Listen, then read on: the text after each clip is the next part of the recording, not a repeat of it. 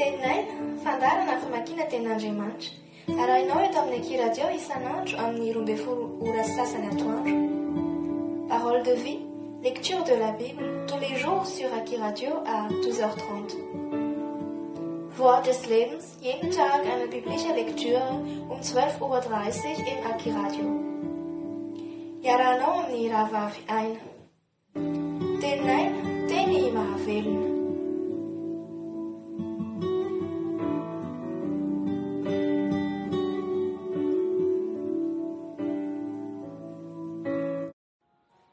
Ny filazantsara nosoratan'i Matteo 5:10. Toriteny nataon'i Jesosy ny amin'ny fanaondrazana. Amin'ny anaran'i Jesosy. Dia nakeo amin'i Jesosy ny fariseo sy ny mpanoratalana sasany avy tany Jerosalema ka nanao hoe, nahoana ny mpianatrao no mandika ny fampianarana voatolotry ny razana, fa tsy mba manasa tanana izy raha hinan-kanina. Ary izy namalaka nanao taminy hoe, nahoana kosa ianareo no mandika ny didin'Andriamanitra noho ny fampianarana voatolotra anareo? Fa Andriamanitra efa nanao hoe, manajana raha ianao sy ny reninao, ary koa izay miteny ratsy ny rainy na ny reniny dia atao maty tokoa. Fa io kosa ianareo, nazovy no ilaza amin'ny rainy na reniny, efa fanatra ao an'Andriamanitra izay rehetra tokony azahoanareo soa avy amiko, dia tsy mba hanaza ny rainy akory izy. Koa dia foananareo ny tenin'Andriamanitra noho ny fampianarana voatolotra anareo. Ripe tsara velatsi, marina ny nampina ny Isaia anareo hoe, ity firenena ity manajay amin'ny olony, fa ny fony kosa lavitra ahy. Koa foana ny vavahan'ireo amiko, raha mampianatra ny didin'olombelona ho fampianarana izy. Ary ny antony vahoaka keo aminy izy ka nanao taminy hoe, miaino ka mahafantara, tsy izay miditra amin'ny vava no mahaloto ny olona, fa izay mivoaka amin'ny vava, izany no mahaloto ny olona. Dia nankeo aminy ny mpianatra ka nanao taminy hoe, fantatrao va fa tavitohina ny fariseo raha nandray izany teny izany? Ary izy namalaka nanao hoe, zavatra rehetra izay tsy nambolen'ny raiko izay any an-danitra dia honotana. Avelao izy, mpitarika jamba izy, ary an-jamba no mitarika an-jamba, dia samy latsaka ny akady izy roa. Ary Petera namalaka nanao taminy hoe, lazao aminay ny hevitra izany fanoharana izany. Ary hoy Jesosy, ianareo koa va mbola tsy mahafantatra ihany? Tsy fantatrareo va fa izay rehetra miditra amin'ny vava dia mankao an-kibo ka avoaka ao amin'ny fivoahany, fa izay mivoaka avy amin'ny vava kosa dia avy amin'ny fo, ka izany no mahaloto ny olona. Fa avy amin'ny fo no ivoahan'ny sain-dratsy, dia ny vonoan'olona, ny fakambadin'olona, ny fitsangatsangana, ny halatra, ny ampangalainga, ny fitenenan-dratsy, izany no mahaloto ny olona, fa ny mihinana amin'ny tanana tsy misasa tsy mba mahaloto ny olona. Ny nasitra an'i Jesosy ny zanakavavin'ilay Kananita. Dia niala teo Jesosy ka nankany amin'ny faritanin'ny Tiro sy Sidona, ary indro nisy vehivavy Kananita anankiray nivoaka avy tamin'izany tany izany ka niantso nanao hoe, mamindrafo amiko tompoko zanaky Davido. Ny zanakivavy ampahorian'ny demony loatra, fa izy tsy namaly teny azy. Dia nanantona ny mpianany ka nangataka taminy nanao hoe, roahy izy fa miantso mafy atao aorianantsika. Ary izy namalaka nanao hoe, tsy niray ianao afa-tsy ho amin'ny ondry very amin'ny taranak'Israely. Fa nanantona ihany raha vehivavy dia nikohoka teo anatrehany ka nanao hoe, tompoko vonjeo aho.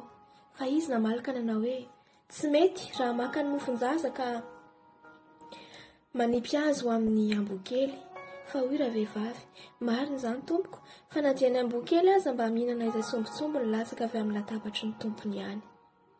Dia namaly Jesosy ka nanao taminy hoe, raha vehivavy, lehibe ny finoanao, tongava aminao araka izay irinao, dia sitrana ny zanany vavy tamin'izany ora izany. Ny nasitra an'i Jesosy ny marary maro sy ny nampihinana ny olona tsy omby 4,000, ary ny tadiavan'ny fariseo sy ny sadoseo famantarana avy any an-danitra. Ary niala teo Jesosy dia nankany amoron-dranomasin'i Galilea izy, ary niakatra nankeo an-tendrombohitra izy ka niara-mipetraka teo. Ary nisy vahoaka betsaka nankeo aminy nitondra ny mandringa, ny jamba, ny mona, ny kilemaina, ary ny maro hafa koa, ka nametraka azy teo akaikin'ny tongotry Jesosy, dia nasitrana azy izy. Ka dia talanjona ny vahoaka, raha nahita ny mona miteny, ny kilemaina sitrana, ny mandringa afaka, ary ny jamba mahiratra, dia nankalaza an'Andriamanitra ny Israely izy. Ary Jesosy niantsony mpianana keo aminy ka nanao hoe, mahony anahy ny vahoaka, fa efa nitoetra atelona taty amiko izy izao ka tsy mananko hanina, ary tsy tiako ny ampody azy tsy mihinana, fa andrao reraka eny an-dalana izy. Fa hoy ny mpianatra taminy, aiza no ahitana mofo ety anefitra hampiavoaka izao vahoaka betsaka izao? Ary hoy Jesosy taminy, misy mofo firy any aminareo? Ary hoy izy, 7 sy hazan-drano madinika vitsy foana. Ary izy nandidy ny vahoaka betsaka hipetraka amin'ny tany. Dia nandray ny mofo 7 mba amin'ny hazan-drano izy, ary rehefa nisaotra dia namaky ka nanolotra azy ho an'ny mpianatra, ary ny mpianatra kosa nanolotra ho an'ny vahoaka. Ary nihinana avokoa izy rehetra ka devoky, ary nangony ny sombitsombiny sisa tsy lany ka dia nahafeno sobiky 7.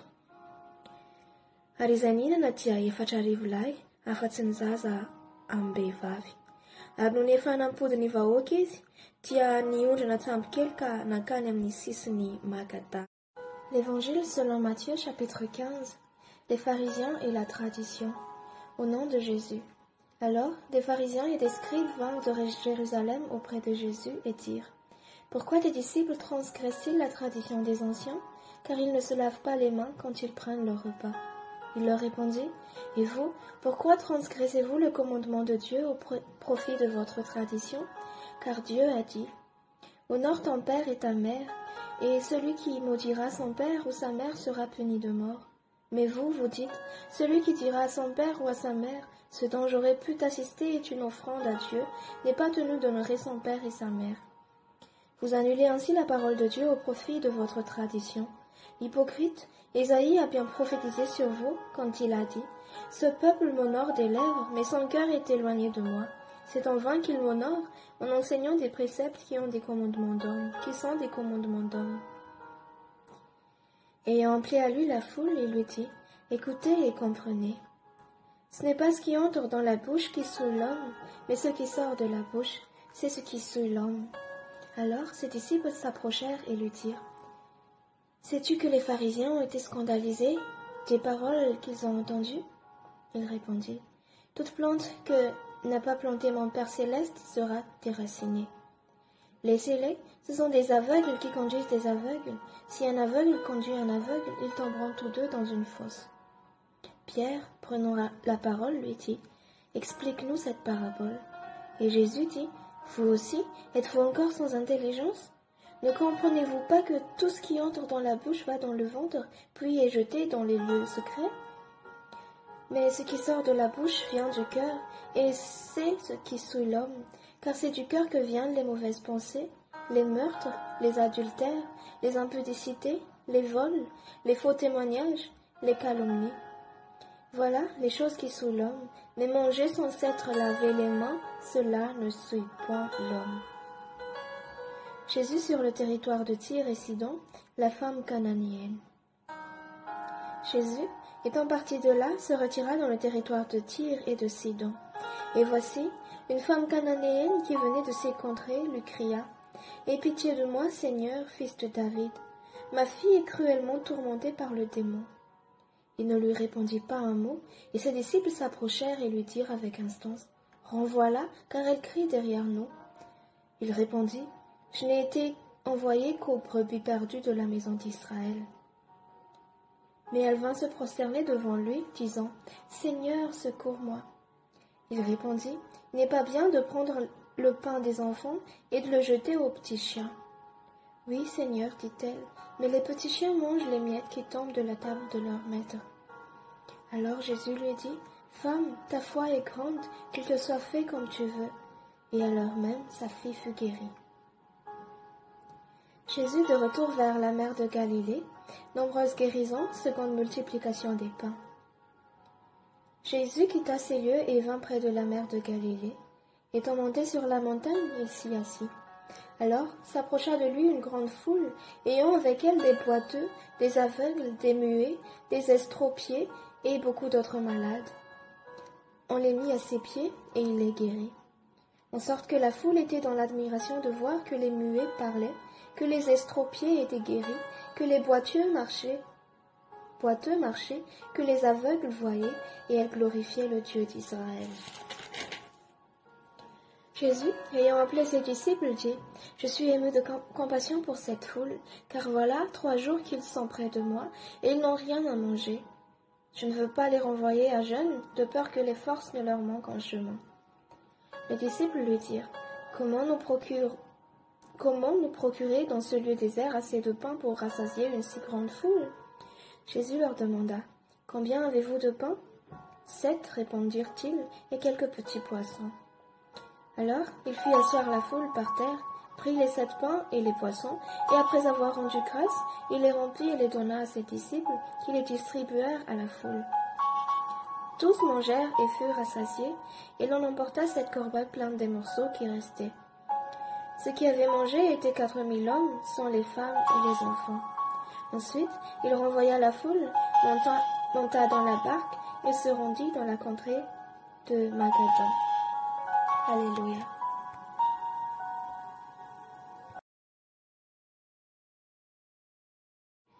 Das Evangelium nach Matthäus Kapitel 15. Im Namen Jesus. Da kamen zu ihm die Schriftgelehrten und Pharisäer von Jerusalem und sprachen, warum übertreten deine Jünger der Ältesten Aufsätze? Sie waschen ihre Hände nicht, wenn sie Brot essen. Er antwortete und sprach zu ihnen, warum übertretet denn ihr Gottesgebot um eure Aufsätze willen? Gott hat geboten, du sollst Vater und Mutter ehren. Wer Vater und Mutter flucht, der soll des Todes sterben. Ihr aber lehret, wer zum Vater oder Mutter spricht, er ist Gott gegeben, was dir sollte von mir zu Nutz kommen, der tut wohl. Damit geschieht es, dass niemand hinfort seinen Vater oder seine Mutter ehrt, und also habt ihr Gottes Gebot aufgehoben, um eure Aufsätze willen. Ihr Heuchler, wohlfein hat Jesaja von euch geweissagt und gesprochen. Dies Volk naht sich zu mir mit seinem Munde und ehrt mich mit seinen Lippen, aber ihr Herz ist fern von mir. Aber vergeblich dienen sie mir, dieweil sie lehren solche Lehren, die nichts den Menschen Gebote sind. Und er rief das Volk zu sich und sprach zu ihm, höret zu und fasset es. Was zum Munde angeht, das verunreinigt den Menschen nicht, sondern was zum Munde ausgeht, das verunreinigt den Menschen. Da traten seine Jünger zu ihm und sprachen, weißt du auch, dass sich die Pharisäer ärgerten, dass sie das Wort hörten? Aber er antwortete und sprach, alle Pflanzen, die mein himmlischer Vater nicht pflanzte, die werden ausgerottet. Lasset sie fahren, sie sind Blindenleiter. Wenn aber ein Blinder den anderen leitet, so fallen sie beide in die Grube. Da antwortete Petrus und sprach zu ihm, deute uns dieses Gleichnis. Und Jesus sprach zu ihnen, seid ihr denn auch noch unverständig? Merket ihr noch nicht, dass alles, was zum Munde eingeht, das geht in den Bauch und wird durch den natürlichen Gang ausgeworfen? Was aber zum Munde herausgeht, das kommt aus dem Herzen, und das verunreinigt den Menschen. Denn aus dem Herzen kommen arge Gedanken, Mord, Ehebruch, Hurerei, Dieberei, Falschzeugnis, Lästerung. Das sind Stücke, die den Menschen verunreinigen. Aber mit ungewaschenen Händen essen verunreinigt den Menschen nicht. Und Jesus ging aus von Dan und entwich in die Gegend von Tyrus und Sidon. Und siehe, ein kananäisches Weib kam aus derselben Gegend und schrie ihm nach und sprach, ach Herr, du Sohn Davids, erbarme dich meine Tochter wird vom Teufel übel geplagt. Und er antwortete ihr kein Wort. Da traten zu ihm seine Jünger, baten ihn und sprachen, lass sie doch von dir, denn sie schreit uns nach. Er antwortete aber und sprach, ich bin nicht gesandt, denn nur zu den verlorenen Schafen von dem Hause Israel. Sie kam aber und fiel von ihm nieder und sprach, Herr, hilf mir. Aber er antwortete und sprach, es ist nicht fein, dass man den Kindern ihr Brot nehme und werfe es vor die Hunde. Sie sprach, ja, Herr, aber doch essen die Hündlein von dem Brosamen, die von ihrer Herren Tisch fallen. Da antwortete Jesus und sprach zu ihr, O Weib, dein Glaube ist groß, dir geschehe, wie du willst. Und ihre Tochter ward gesund zu derselben Stunde. Und Jesus ging von da weiter und kam an das Galiläische Meer und ging auf einen Berg und setzte sich alter. Und es kam zu ihm viel Volks, die hatten mit sich Lahme, Blinde, Stumme, Krüppel und viele andere und warfen sie Jesus vor die Füße, und er heilte sie. Da sich das Volk verwunderte, dass sie sahen, dass die Stummen redeten, die Krüppel gesund waren, die Lahmen gingen, die Blinden sahen, und sie priesen den Gott Israels. Und Jesus rief seine Jünger zu sich und sprach: Es jammert mich des Volks, denn sie beharren nun wohl 3 Tage bei mir und haben nichts zu essen. Und ich will sie nicht ungegessen von mir lassen, auf dass sie nicht verschmachten auf dem Wege. Da sprachen seine Jünger zu ihm: Woher mögen wir so viel Brot nehmen in der Wüste, dass wir so viel Volks sättigen? Und Jesus sprach zu ihnen: Wie viel Brote habt ihr? Sie sprachen: 7 und ein wenig Fischlein. Und er hieß das Volk sich lagern auf die Erde und nahm die 7 Brote und die Fische, dankte, brach sie und gab sie seinen Jüngern. Und die Jünger gaben sie dem Volk. Und sie aßen alle und wurden satt und hoben auf, was übrig blieb von Broten, 7 Körbe voll. Und die da gegessen hatten, der waren 4000 Mann, ausgenommen Weiber und Kinder. Und da er das Volk hatte von sich gelassen, trat er in ein Schiff und kam in das Gebiet Magdalas. Halleluja.